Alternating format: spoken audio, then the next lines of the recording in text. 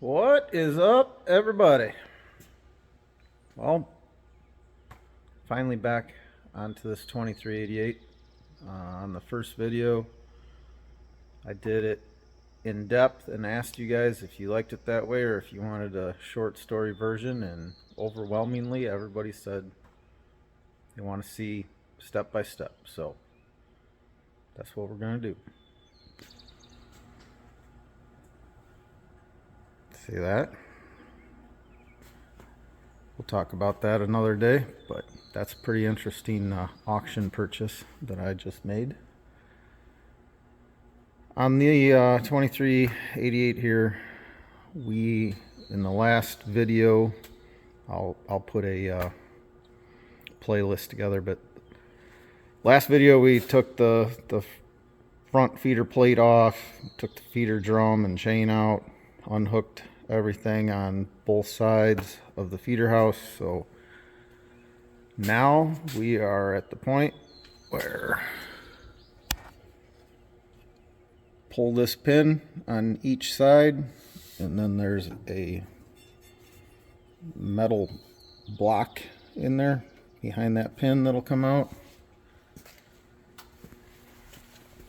We'll take the forklift here and lift up to take the pressure off of the cylinders and pull both of these pins out.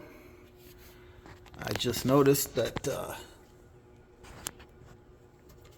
this one is missing the cotter pin on that side, and the pin has already walked its way out a ways.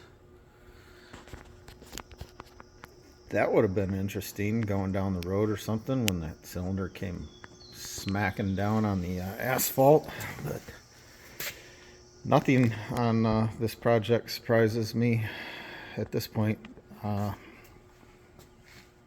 the way this thing was cared for. But I'll set you up. We'll take the forklift, we'll pull this feeder house off, and then we'll pull the rock trap. 500 original hours from 1998 on that thing.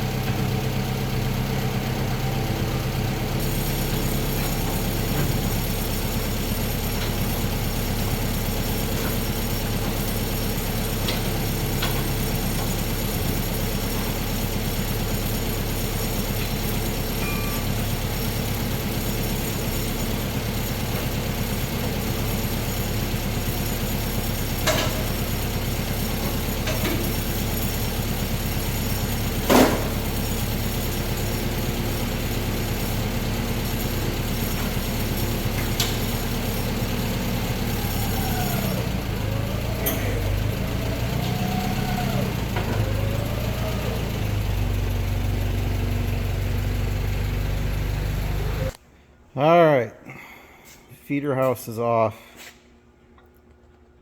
These feeder chain drive sprockets, you want to look really hard at them, but these have been recently changed by someone that didn't know what they were doing. See all these shims that are all broken and mangled?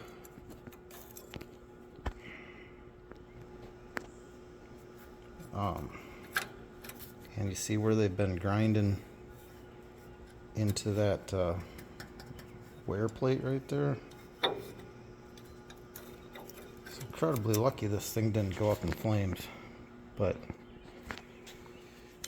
there's set screws that lock this thing, this triple sprocket locks it to the shaft.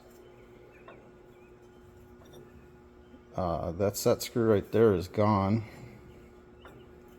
and you're not supposed to be able to do that.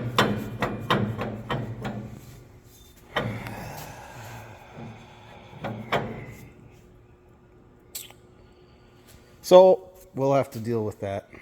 We'll have to take that shaft out, the slip clutch off. Yep.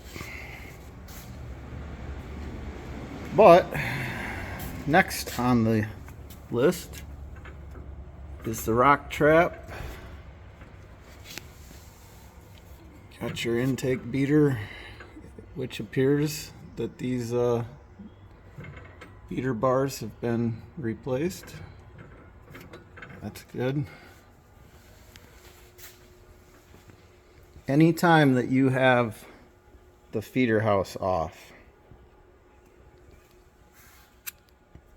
I very highly recommend replacing this cotter pin,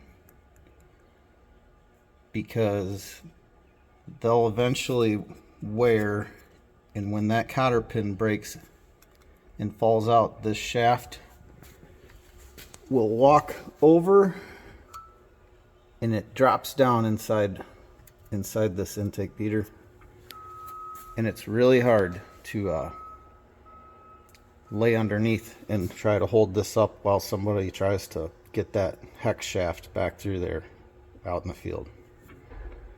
Ask me how I know. So now we're going to take all of these bolts off, out, and there's a row underneath, and undo these clamps that are holding this wiring, and then there's a big bolt here on each side, and then this will come off. Alright, all the row bolts across the top's out, and the row underneath. These two big bolts are just sitting there loose. Want to show you a couple things before I pull this rock trap off. So back in this corner, mice love to hang out right there and chew on wires like that. Then all of a sudden your header height control and whatnot doesn't work anymore. So make sure you always look at those wires on both sides. This one's already been all taped up, so I'm sure it got all chewed. So we'll fix that.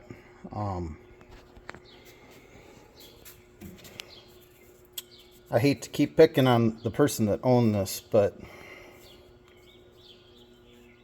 they obviously had the feeder house off recently to change that drive sprocket and these beater bars here.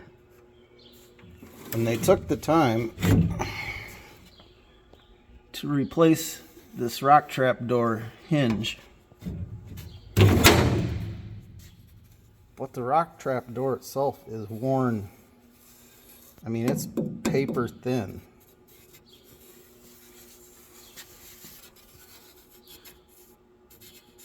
See how ducked in it is here? I mean, I get it. Everyone has a budget. There's a budget, but it's certain things. It's like either pay now or pay later. If I have something apart, I'm gonna fix everything that's wrong in there, so I don't have to do it again. But I'm gonna have to get a new rock trap door, because that's real close to just dribbling all the grain right on the ground as you're combining. So get the forklift up here and we'll pull this off.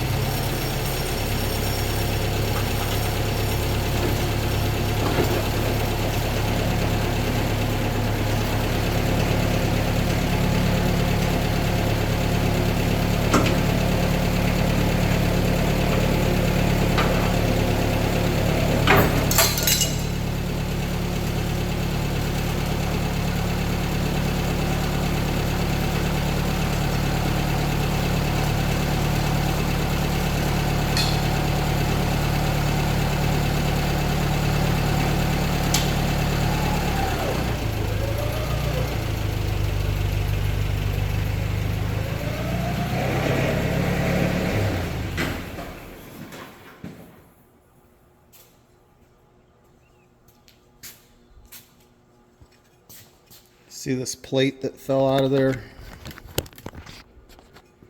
Anytime that you have a feeder house off, you should replace these. See, this plate holds on this like piece of rubber that seals up, seals any grain from leaking out where the rock trap goes in there. See, that one was just sitting in there, broke. And there's seals like that. Well, let's see here. There's the same seals right here on the front side of the rock trap where the feeder house goes in there. Okay, we're going to take the rotor out next. I'm going to take all these bolts out and take this inspection cover out. I'm going to take this rotor speed sensor off so we don't bend that all up. And I'm going to take this grease line off, and I'll show you how I get the rotor out of one of these things. Alright, took those 3 bolts out. I took the sprocket off and I put a couple spacers back there and a big flat washer and put a bolt back in there, because otherwise this plate would just come off. It'd just slide off of the rotor. Anybody that's done this before right now is probably screaming at their TV saying, no, don't. I get it. I'm going to pull with the forklift to get the rotor out a little ways. Then we'll secure the rotor with a chain or something so it doesn't come sliding out. Then we'll unhook the forklift and we'll pull this plate off the front of the rotor to where I can get the forks up around the rotor. But my forks aren't long enough to do it that way without hitting the cab, so that's why I'm going to do it this way. But just so you know, if you do pull the rotor out this way with this plate on and you are trying to pull it all the way out and you're putting pressure on this plate, the rotor bearings back here in this housing, and this plate will flex on that bearing and you will snap that rotor bearing housing. Ask me how I know. So this side, that bracket there went from here to there. Those bolts are out. We're ready to pull it out.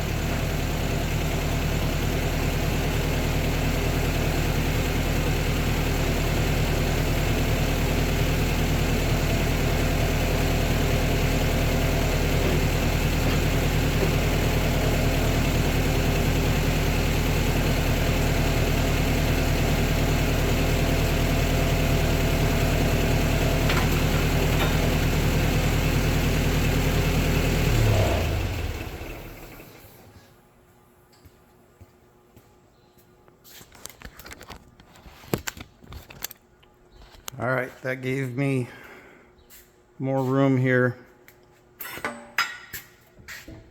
See what I mean? Well, let's see if I can. It's hard for me to show it, but this bearing will pivot, and you'll put it on too much of an angle, and it'll crack that housing. But yeah, that was a little brutal there, jerking it out this far, but it doesn't hurt anything. So the rotor ain't going anywhere right now because it's up against right there. So I'm gonna move the forklift, and then I'll pull this plate off, and we'll go from there.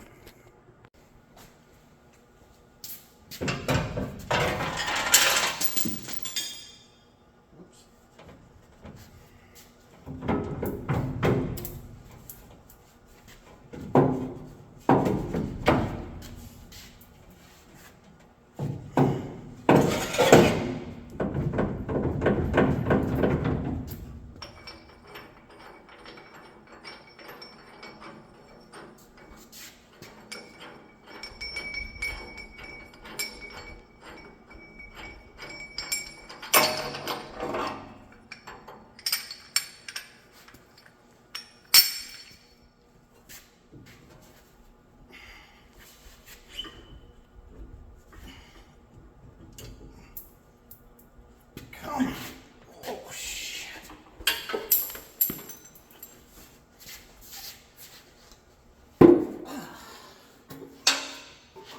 Okay.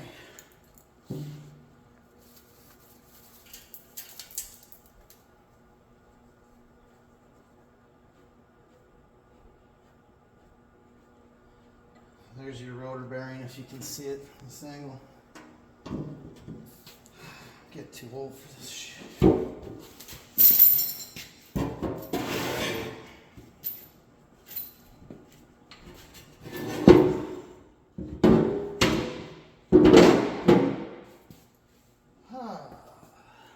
Lay that shim there so I know.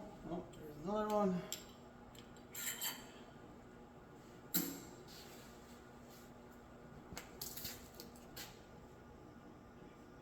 Wow, these impeller blades are getting pretty darn sharp. They probably need to be changed too. It never ends.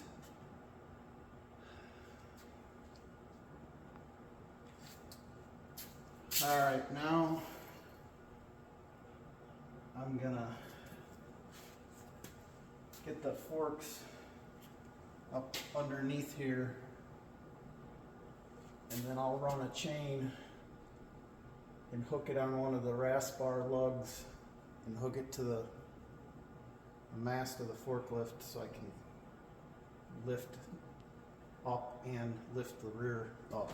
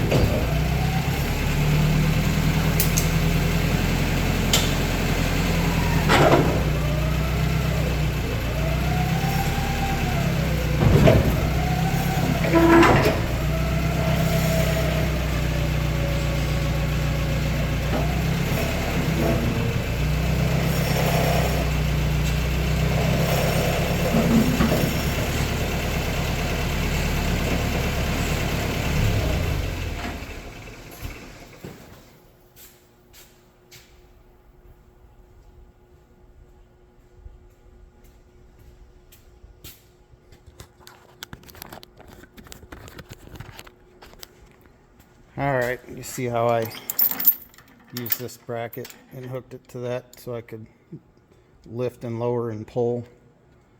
So now we're going to take a chain from here And we're gonna go back as far as we can reach up in there and hook on one of these lugs. That way I can tilt the forks and it'll lift the back of the rotor for me to keep ducking it out. Well, of course, I went in to the house to have lunch and came back out and forgot to hit record. But rotor's out. Once you get it pulled out far enough, you just, like I said, take a chain, go back and hook it on one of the RAS bar lugs, and then you can use the forklift to balance it. You want to look really good at these splines on this drive hub. And I always, even if you're not changing the hub, I recommend replacing those 1/2" bolts with some new grade 8 bolts. They take a lot of stress spinning this rotor. If you are ever combining with one of these in the rotor gearbox, like if you have it in medium or high, if it kicks out of gear, everybody's first instinct is to grab the lever and push it back into gear. Well, this rotating mass is still rotating inside the combine, and if you jam it into gear, it will shear every one of these off. I have never done that, but I have seen it take place. As far as this rotor goes, like, these separator bars are completely trashed. You judge the RAS bars by, as long as the bolt isn't getting polished off, like all of this metal isn't gone to where it's making the bolt head go away, then they're fine. The front ones do the most work. Like, you see how this bolt head is shaved off. So I will change, like, I don't know, the first couple front sections. But you got to do it. You can't just like replace this one. If you do this one, you got to do the one on the opposite side. Otherwise it'll throw it out of balance. See how sharp this edge is here? This is supposed to be thick. Those are worn out. Let's look in here. So this is the reason why we pulled all this apart. This entire piece here is the transition cone, and it is completely shot. See all these bolt holes? It's because the bolts have completely worn the heads off and fallen through. See how that one's about to? See how all this metal's gone? These bolts are gone. Wow, that vane is completely worn off. Wow. Yeah, this thing's smoked. And the worst part is, it's welded in all the way across under here. They're not supposed to be welded in. You're supposed to be able to take all the bolts out, and this entire thing comes out of here. I already have a new one. God only knows why they welded that thing in there. Now I got to cut all that weld. Here's your auger bed augers that take the grain back and auger it onto the sieves. Your concaves all go here. I have them out. Those are your grates. These are all your vanes for the rotor that direct the crop flow back. Oh, son of a... Shit.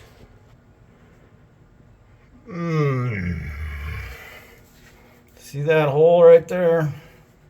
And see how thin this metal is?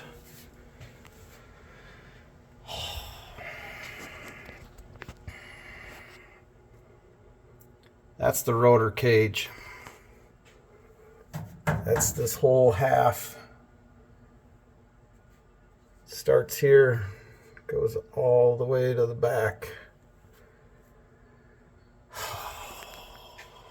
Ryan.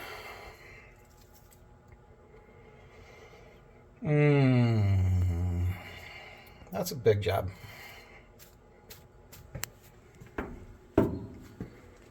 That's a big job.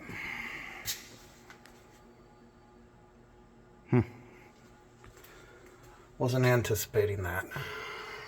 If you're gonna do one side, you know, might as well do the other side. But that right there is your rotor gearbox. You wanna, while the rotor's out, look at the splines on that shaft too. Gotta be honest, that just kind of ruined my day right there. But this is a perfect example of a machine that has been run, son. Like, run. And only fixed what was broken and what was absolutely necessary. I bought this one, well, I'll put a playlist together on this, but last summer I was mowing ditches and I was scrolling through auction time, and I happened to find this thing with just a couple minutes left, and it wasn't too far away from home, and I put in a bid that I thought was laughable, and I just put my phone down and kept mowing, and then I got home and realized that I owned it. So that's my fault, but it'll be a good combine when I get done with it, for sure. Yeah, you see all this weld? That's not supposed to be there. They welded it all into the machine. So I gotta get a cutoff wheel in here and cut all of that weld, and then torch off the remaining bolts that are left holding this cone in. And then it'll come out of there, but in essence this filler plate here also needs to be replaced because it got thin underneath there and they just goobered a bunch of weld in there. But now you should be able to see the daylight. I mean, it's even worn through the weld. I can see daylight all the way around the bottom.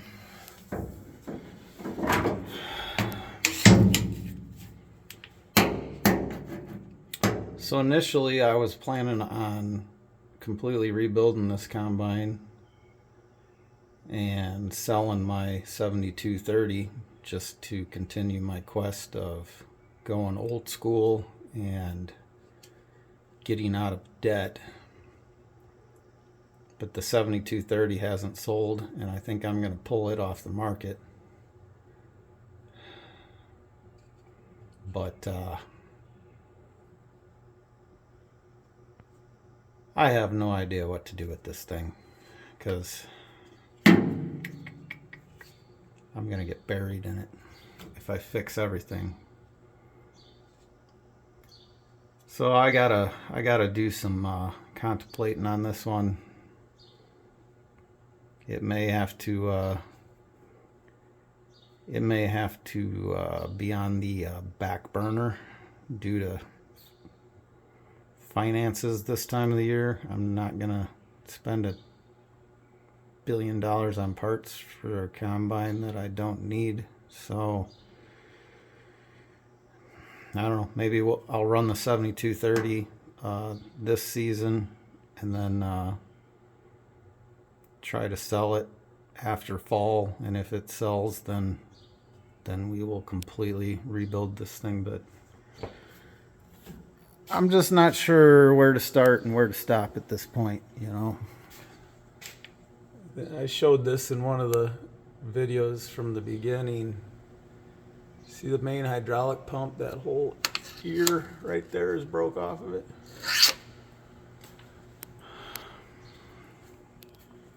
I don't know, but I think I'm gonna call this a video right here.